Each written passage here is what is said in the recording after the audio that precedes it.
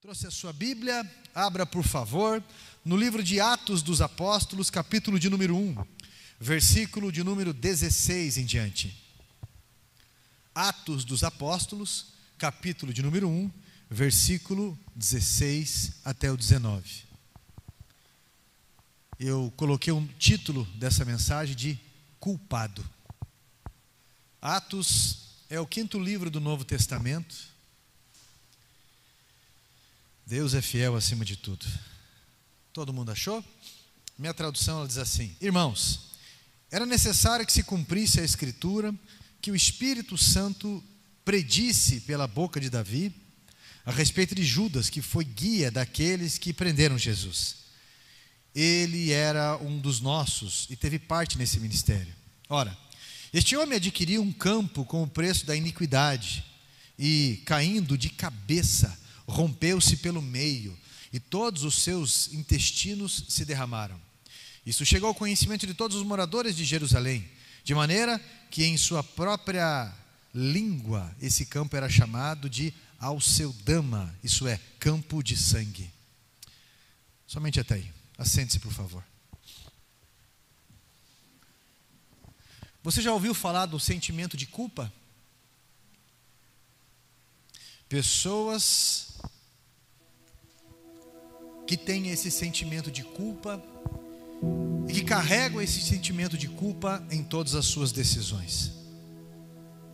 Não dormem direito, não comem direito, vivem atormentadas, o passado é um fantasma nas suas vidas, acaba moldando o sentimento da pessoa, um remorso que acaba consumindo todo o desfrute da vida de uma pessoa, sempre achando que não merece algo bom e que isso seria hipocrisia.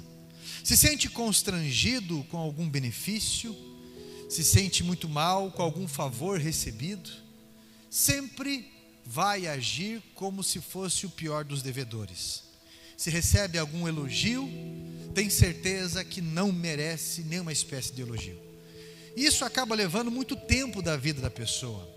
É uma verdadeira prisão mental o sentimento de culpa. Uma pessoa assim não consegue ter progressos na vida. Uma pessoa assim não consegue arrumar a sua estética. Uma pessoa assim não consegue receber de Deus a salvação. Não consegue receber de Deus a cura. Não consegue receber de Deus os favores. Sempre está intimidado, sempre passando para frente desafios que são, na verdade, oportunidades revolucionárias na sua vida para que avance. Algumas dessas pessoas têm uma enorme tendência a vícios por conta da culpa. Quantos aqui conhecem algum alcoólatra, por exemplo? O alcoólatra, eu não posso generalizar, eu não posso dizer que são todos os casos, mas há uma probabilidade muito grande dessa pessoa ter o sentimento de culpa em si. Uma mente muito pressionada por alguma coisa faz com que essa pessoa chegue no limite e logo venha espirrar para um falso paraíso. Algumas dessas pessoas terão uma tendência enorme a algum desequilíbrio forte na vida com relação a consumismo, promiscuidade, vícios, consumismo, alimentação totalmente desregrada, que também é um vício. Há algumas pessoas que desenvolvem a necessidade de confirmação. Algum transtorno, por exemplo, como o toque. Transtorno, como o toque, por exemplo, são 7. O toque significa transtorno compulsivo, obsessivo. Tem aquelas pessoas que têm que lavar a mão a todo momento. Tem aquelas pessoas que não conseguem pegar em fechadura. Tem aquelas pessoas que não conseguem andar no paralelepípedo preto na rua. Só tem que andar no claro. há pessoas que não conseguem pegar em corrimão, há pessoas que tudo que vão fazer tem que fazer repetidas vezes, porque precisa de confirmação. Isso é, se vai lavar uma louça, tem que lavar 3 vezes, 4 vezes. Pode parecer exagero isso, mas é fato. Você pode pesquisar sobre o que eu estou falando. Há vários tipos desse tipo de transtorno. Algumas pessoas desenvolvem manias de limpeza, uma neurose em limpeza. Outras pessoas desenvolvem um comportamento como se fosse sempre perder algo. Isso é, de acumulação. Começam a acumular coisas velhas, coisas estragadas, dizendo uma hora eu vou arrumar, uma hora eu vou mexer, uma hora isso, uma hora aquilo. Outras pessoas com sentimento de culpa começam a desenvolver um ciúme obsessivo. Um ciúme excessivo ou um ciúme obsessivo. Outras pessoas desenvolvem inibição, vontade de ficar fechado, fechada, cada vez se isolando mais da sociedade, a ponto de não sair de casa. Eu conheci gente que literalmente ficou 2 anos fechado dentro de casa. Caía tufos de cabelo, por falta de vitamina também. Mas ao mesmo tempo, quer que reparem que está triste. Ao mesmo tempo, pessoas se entregam na promiscuidade. Alguns não têm a confiança na sua própria imagem. E o comportamento de quem achou que falhou, ou que você imagine que ache isso, é sempre relacionado ao passado. Algo que deixou de fazer, ou algo que fez e se arrependeu. Algum sentimento que é sempre derivado de uma emoção. E a emoção deriva do pensamento. A ansiedade deriva de pensamentos, de possibilidades de que não daria certo algo. Existem aquelas pessoas da família, sabe, os resolvem tudo. Algumas pessoas, eu não posso dizer todas elas, é lógico que não, mas algumas pessoas elas precisam se sentir aceitas, não suportariam críticas. Então são aqueles que no extremo fazem tudo, principalmente para os folgados. Então nós precisamos policiar esse comportamento e esses pensamentos. Se é por necessidade de confirmação, de ser útil, ou se pelo medo da reprovação. Talvez você está cansado e sobrecarregado, não pelo trabalho, mas por essa demanda de sentimentos que lhe sobrecarrega. Não é uma questão de mudança, é uma questão de entrega. Eu vou repetir, o sentimento de culpa que pesa, não é uma questão de mudança para ser curado, é uma questão de entrega para poder ser curado. E você vai entender por quê. Eu quero pontuar três pontos aqui com você, que do meu esboço eu já tirei daqui, mas 3 pontos que eu acredito que vai vir de encontro fortemente à tua vida, ou de quem está assistindo. Primeiro ponto, na verdade, é um alerta. Quando se trata de culpa, a inexistência da culpa. Pastor, dos 3 aspectos da culpa, eu quero falar para você o primeiro, a inexistência da culpa. Presta atenção. Há pessoas que por repetir os erros, já estão cometendo transgressão. Eles vão com o tempo cauterizando próprios sentimentos. Prática e mais prática, repete mais repete esse erro, e daqui a pouco não sente mais nada, não se incomoda com isso. Eu vi uma história uma vez de um rapaz que ele recebeu 3 mil reais para matar alguém. Eu ouvi isso acho que na rádio, algo assim. Eu tenho que deixar bem claro que eu ouvi na rádio isso, porque senão muitas pessoas maldosas que dizem lá, o pastor foi cúmplice de algo. E eu achei interessante, porque, e triste ao mesmo tempo, porque o rapaz recebeu 3 mil reais para matar uma outra pessoa.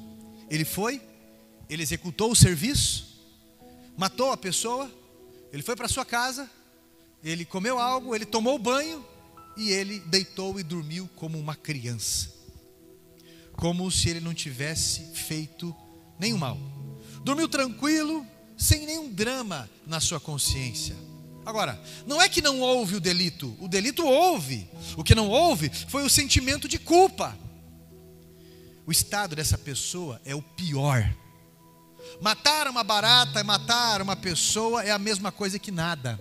E alguns ainda pensam assim, bem, eu matei gente que não presta, eu limpei a sociedade.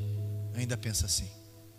Então, a inexistência da culpa, sendo culpado, é algo absurdamente tenebroso e perigoso, porque é alguém que está cego no seu delito, que caminha a passos largos para o inferno. O outro ponto, o segundo ponto que eu quero falar para você sobre culpa, a culpa irreal.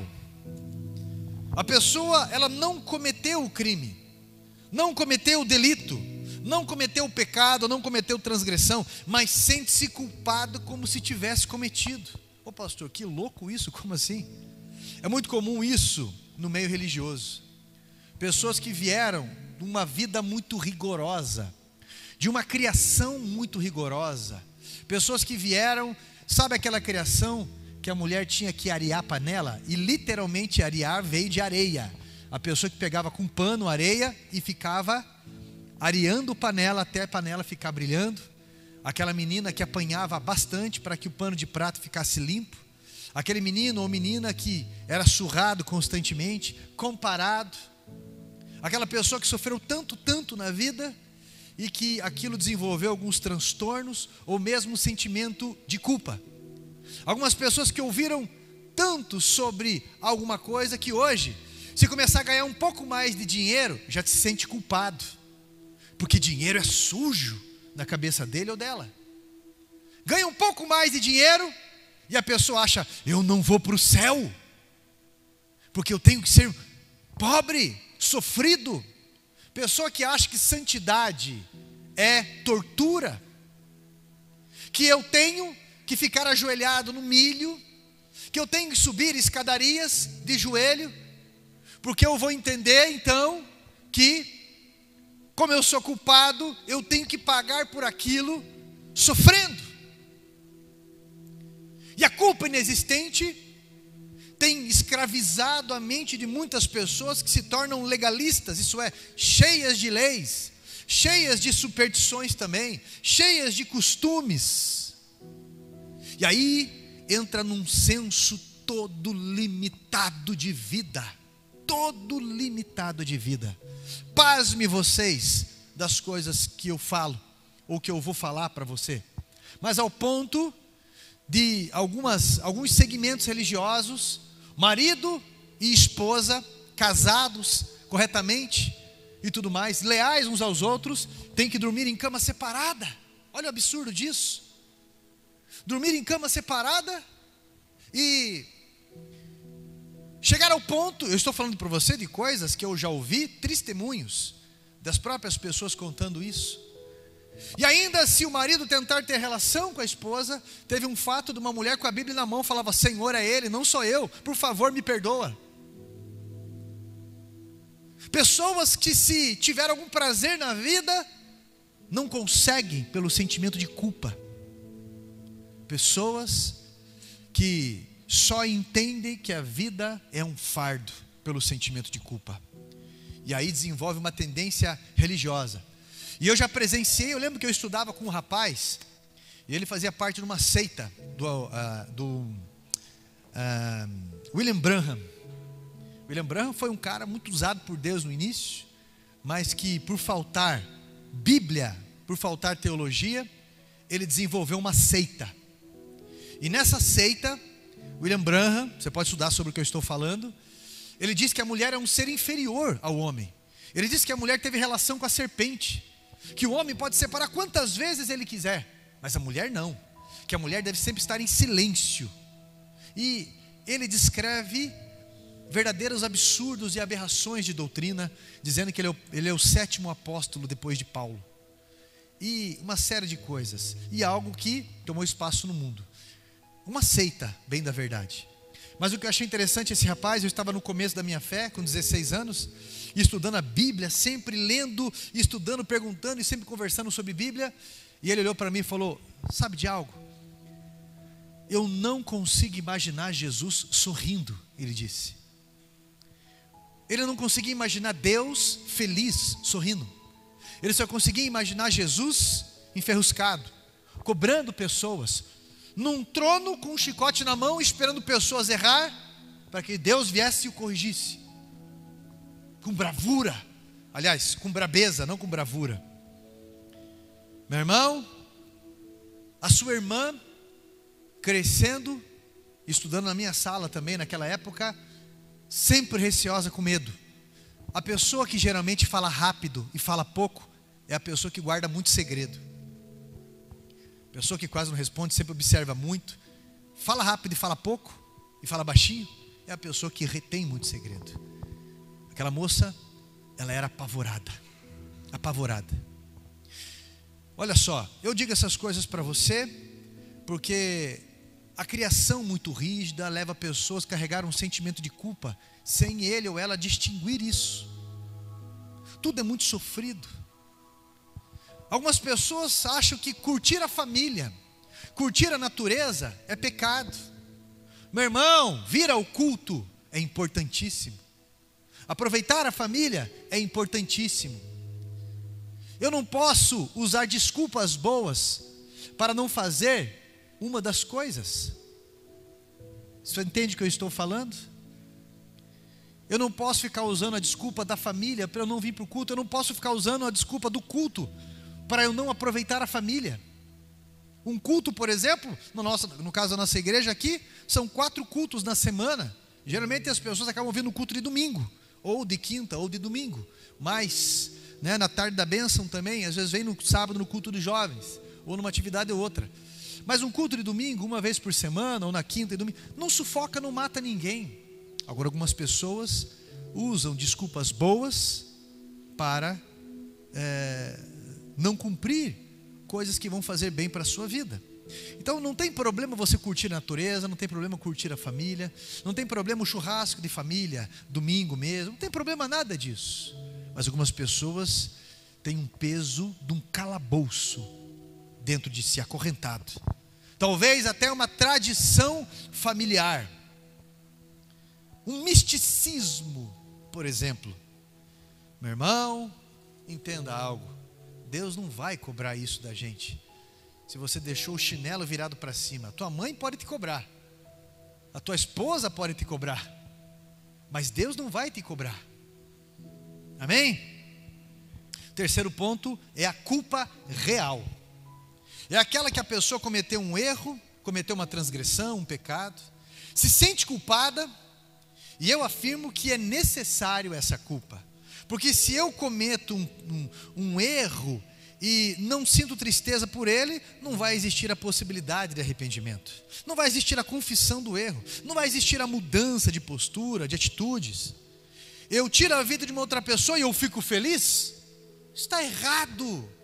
Isso é monstruoso, medonho. Eu desonro pessoas e eu me sinto bem? Está errado. Eu roubo alguém e eu me sinto satisfeito? Isso é maligno. É necessário a culpa, é necessário a dor da culpa para que haja um caminho de arrependimento. Dor que nos faz identificar uma desordem na vida. E a prática de Deus é um livro que apresenta uma conclusão de vida de pessoas. A Bíblia apresenta as conclusões, os resultados de vida de pessoas que escolheram o caminho bom e pessoas que escolheram o caminho ruim. E aí nós podemos refletir a nossa história com as conclusões de vida de pessoas. Logo, se eu estou cometendo tal coisa, o resultado vai ser como? Então, a dor, ela não é nossa inimiga. Eu vou repetir, a dor não é a nossa inimiga.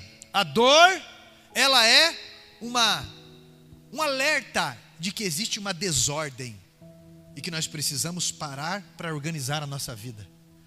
Ah, pastor, eu estou com uma dor no meu quadril. Então você precisa ver, a dor está aumentando? Está aumentando. Então existe alguma desordem aí. Você precisa verificar os seus hábitos, você precisa verificar a tua condição clínica e, dependendo da situação, até a condição espiritual, por conta das doenças psicossomáticas. Pastor, eu estou com uma dor de cabeça todo dia. Então existe uma desordem e há uma denúncia. Então você precisa verificar isso. Pode ser o teu fígado da dor de cabeça. Pode ser tensão muito forte. Pode ser uma enxaqueca, pode ser um nervo, pode ser alguma questão no labirinto, pode ser várias coisas. Agora, pastor, eu estou escutando um ruído no carro. Quando vira o volante do carro, faz toc, toc, toc, toc, toc.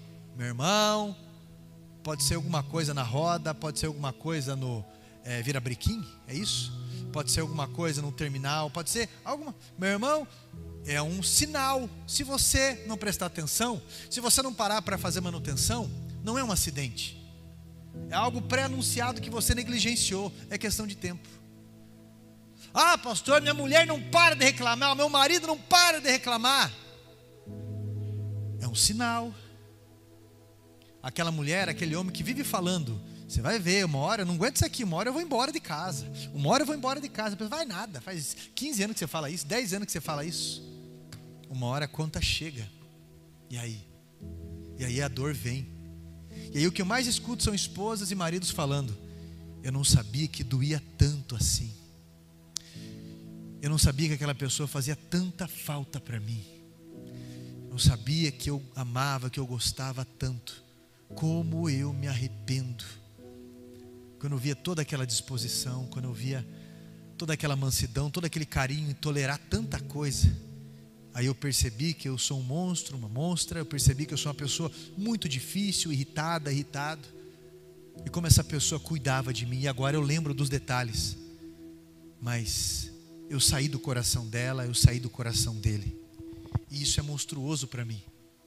Porque eu não consigo mais alcançar. Então nós precisamos verificar os pontos de dor nas nossas vidas. Nós precisamos escutar os infelizes ao nosso redor, para que venhamos nos identificar também, não só ajudando eles, mas também prevenindo a nossa própria vida. E você que caminha com o sentimento de culpa e se identifica com algo que foi dito aqui, eu quero apresentar para você uma direção. Porque sentimento de culpa que não tem saída se transforma em prisão escura e tenebrosa. Muitas pessoas chegam ao ponto de tirar a própria vida, porque se sentem culpadas, magoadas consigo mesmo. Assim como Judas tirou a vida dele. Comprou um terreno, foi para se enforcar, algo deu errado. Na minha tradução diz que ele caiu de cabeça. Talvez a corda se arrebentou. E a Bíblia diz, em algumas traduções, que as entranhas dele, mas aqui no meu diz que as tripas dele, o intestino dele, se esvairou ali, saiu ali. Fala sobre o suicídio dele. Talvez você se sente culpado, principalmente por questões morais. Judas foi um homem que se aprisionou pela culpa. Judas foi um homem que foi atormentado pela própria culpa e não entendeu o caminho do arrependimento. Ele não entendeu muitas coisas, e muitas coisas são ocultas para a gente. Uma vez eu ouvi um pregador falando e eu achei muito interessante. Quando foi feita uma pergunta: se você pudesse voltar, você aqui numa máquina do tempo, você pudesse ir lá para os tempos de Jesus, e você pudesse conversar com uma pessoa, com quem você conversaria? Boa parte das pessoas falaram assim: ah, eu conversaria com Jesus. Teve um que disse assim: eu chegaria para Jesus e falar: Senhor, vão te trair, é Ele que vai te trair. Como se Jesus não soubesse. Mas foi curiosa a resposta de um homem, quando ele disse assim: eu procuraria Judas Iscariotes. Ou como diz o outro, Judas Carioca. Eu procuraria Judas Iscariotes. Outro: por que você procuraria ele? Porque eu iria dizer para ele, depois que ele traiu Jesus, eu iria atrás dele e eu ia dizer para ele: não tire a sua vida. E ele ia dizer: mas eu só fiz o mal, eu traí aquele que só curou, eu entreguei aquele que só ajudou. E o homem ia dizer: não tire a sua vida, porque daqui 3 dias Jesus vai ressuscitar e Ele é misericordioso.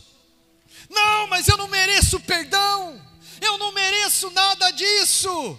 Calma, Judas, calma. Não, eu destruí a minha vida, eu estou indo tirar a minha vida porque eu acabei com tudo, eu entreguei um homem inocente. Não, Judas, calma.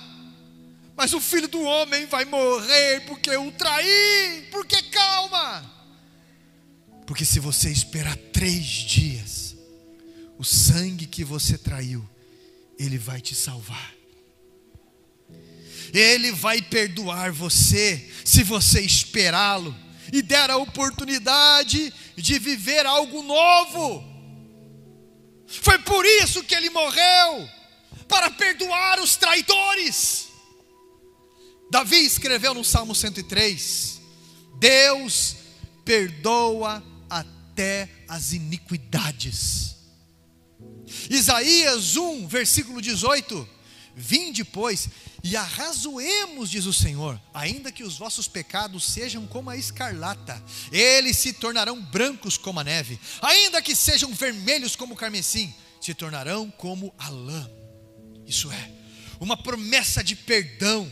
Não importa o que você tenha feito no passado, no momento em que você vai até Deus, arrependido, confessando tudo, você é perdoado.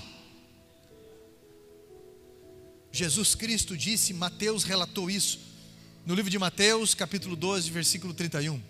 Todo pecado de blasfêmia serão perdoados ao homem, mas a blasfêmia contra o Espírito Santo não será perdoada. Se você está preocupado assim, Senhor, será que eu blasfemei contra o Espírito Santo? Eu afirmo a você que se você tiver realmente esta preocupação, você não blasfemou. Por quê, pastor? Porque se você tivesse blasfemado contra o Espírito Santo, Ele não estaria em você, te convencendo do pecado, da justiça e do juízo, e você não teria essa dúvida, essa preocupação. Você teria o coração cauterizado. E demais, eu quero que você entenda que todo o pecado será perdoado, inclusive o que você imagina como o mais horrendo pecado. Então você não tem nenhum direito de viver atormentado por esse peso, mas tem a obrigação de ser humilde e misericordioso. Quando você confessa o seu pecado e o deixa, e se você não se perdoa, você quer se colocar sem perceber acima de Deus que já te perdoou. Você quer se colocar acima de Deus que já o perdoou. Por que existe a memória então, pastor? A memória existe para que eu caminhe humilde e misericordioso, e simplesmente ir até Jesus e aceitar a oferta maravilhosa do seu perdão. Agora, eu lembro uma vez que uma igreja, numa outra região aqui, um rapaz que, ele é da nossa igreja hoje, ele era líder naquela época lá, dos jovens, e eles começaram a fazer um trabalho incrível com os jovens. Isso foi no ano 2005 mais ou menos. E ele me disse, naquela época, que começaram a ir muitos jovens para a igreja. Era bem naquela época, aqueles jovens usavam aquelas camisetonas assim, aquelas mangas grandes, aquele bermudão grande, sabe, lá para baixo, aqueles tênis rebaixados, né? Aquelas camisas escrito 98, aquele lenço, né? Aquelas meninas faziam aquelas tranças de lado assim. Você fez assim, Fran, também ou não? Não, né? Aqueles meninos que andavam assim, ó, sabe? Daquele jeito assim, comé. E aí, meu irmão, gostavam muito de rap, daquele jeito. Mas um casal que servia como diáconos na igreja, e chegaram na igreja num estado lamentável, chegaram com uma vida toda alcoolizada, toda embrenhada, e foram libertos. Deus curou aquelas vidas, e hoje eles serviam no reino. Então estavam na porta como diácono e diaconisa, um casal. E quando esses jovens começavam a entrar na igreja, um dia, um olhou para o outro e disse assim: essa igreja já foi melhor frequentada. Perderam a visão do reino, perderam o entendimento que Jesus não veio para os curados, Jesus veio para os doentes. E todos nós estamos em tratamento. Isso é, eles esqueceram do jeito que eles chegaram na igreja. Eles esqueceram da misericórdia que tiveram com eles, o entendimento. Meu irmão, nunca se esqueça que se existe uma memória na minha e na tua vida, é para que eu e você tenhamos misericórdia de alguém, tenhamos humildade de lidar com pessoas e paciência. O problema é que nós vivemos numa cultura que nós aprendemos a pagar tudo e achamos que está tudo certo. Você Vai até um lugar, você confessa e a pessoa diz: pague tal penitência. Você paga, você, pronto, já paguei. Eu já paguei. Então agora eu já estou limpo, porque eu já paguei. Meu irmão, o preço ele foi pago na cruz do Calvário. A única coisa que podemos fazer é confiar no perdão de Jesus e mudar de atitude. Mas não há penitência minha que eu faça que vá me redimir de pecado algum. Nós temos dificuldade de acreditar naquilo que nós não pagamos. Nós temos dificuldade de entender que alguém indigno como eu e como você recebeu e recebe a oportunidade de Deus. E isso tem tirado a coragem de muitas pessoas. Alguns chegam a me relatar assim: pastor, vai que eu oro por alguma pessoa e se manifesta algum demônio ali, e os meus pecados mais vergonhosos, o demônio cagueta, ou me dá um pé no ouvido. Olha só, eu achei interessante uma história de Martim Lutero, um fato. E ele disse que ele sonhou que um demônio se apresentou a ele e disse bem assim: os seus pecados são esses, Martim Lutero. Você fez isso, você fez aquilo, você fez não sei o quê. Martim Lutero olhou para ele e disse: faltou mais esses 3. Meus pecados tem mais esse, mais aquele. E o demônio ficou olhando para ele. E ele disse para o demônio: agora coloca tudo na conta de Cristo, porque Ele já me curou, Ele já me perdoou. E ele disse que o demônio virou as costas e saiu. 1 João capítulo 1 versículo 9 diz assim: se confessarmos os nossos pecados, Ele é fiel e justo para nos perdoar e nos purificar de toda injustiça. Se confessarmos a Deus os nossos pecados. Às vezes você acha alguma pessoa que essa pessoa tem algo que nós chamamos de vocação para conversar sobre algo profundo, algo horrendo.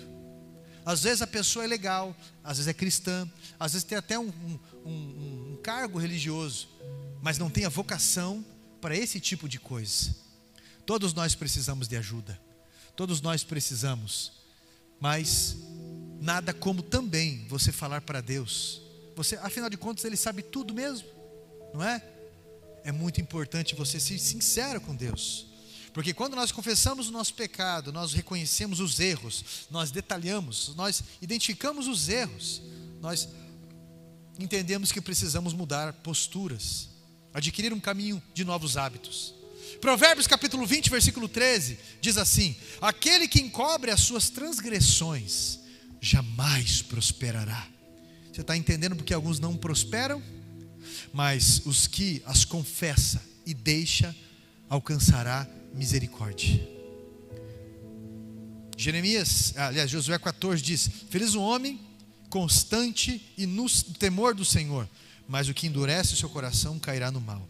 Então, não endureça o seu coração, ou então não carregue essa culpa, apenas confesse, deixe, porque você não pode mudar o que passou, mas pode ser melhor daqui para frente. Pode ser uma pessoa salva em Cristo Jesus hoje. Quando ouvir falar sobre a vinda de Jesus, terá carência da sua vinda e não medo, não pavor. Não como aquelas pessoas dizem, quando fala Jesus está voltando, a pessoa pensa: Senhor, espero eu consertar isso ainda.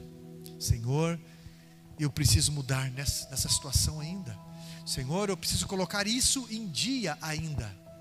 Eu preciso pedir perdão.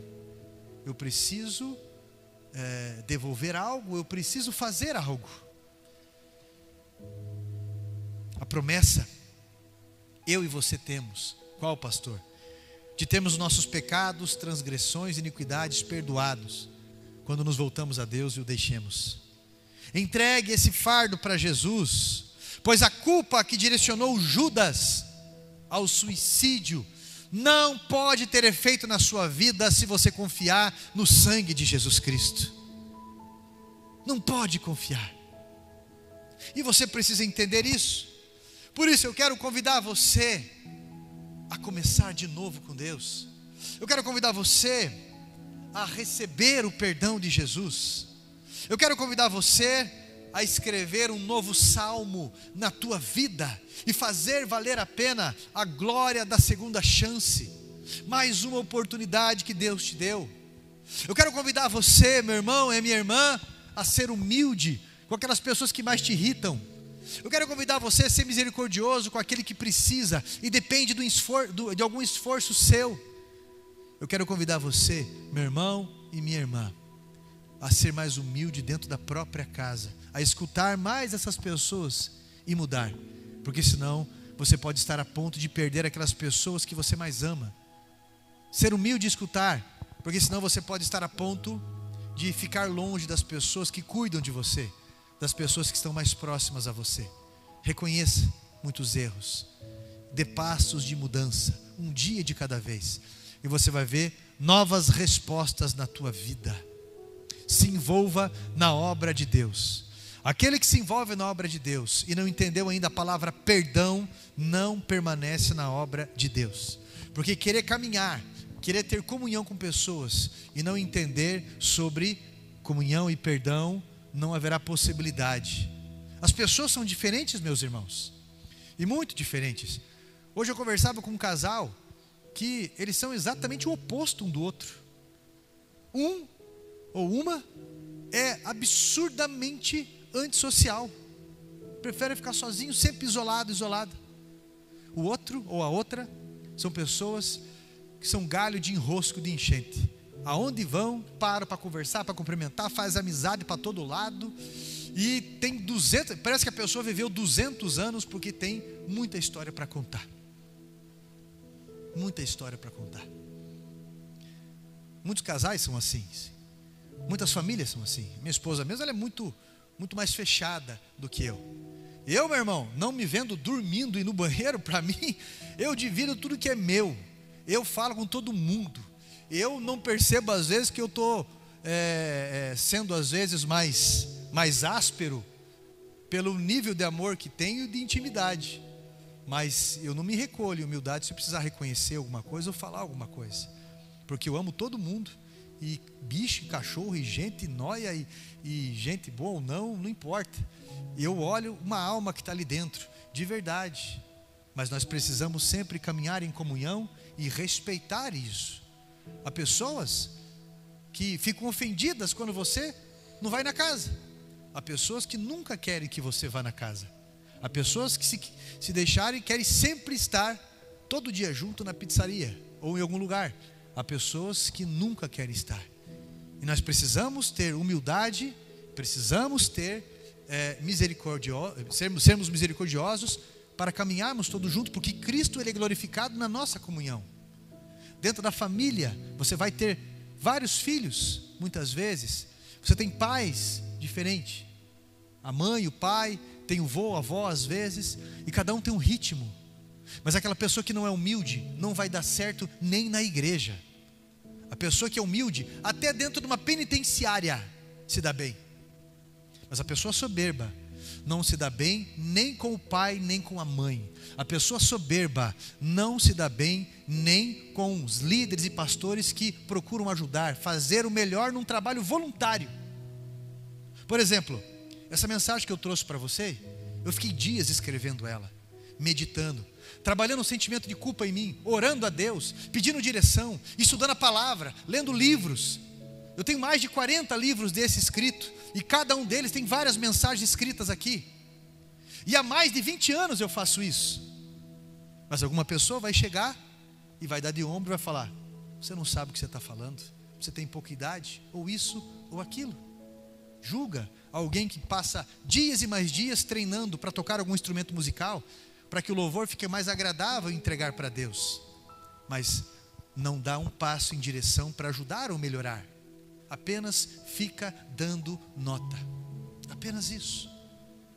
Se a palavra de Deus não é suficiente para encontrar espaço no meu e no teu coração, eu tenho que me policiar, eu tenho que medir hoje o nível da minha humildade, a minha culpa e a misericórdia em mim, para que eu possa ter comunhão.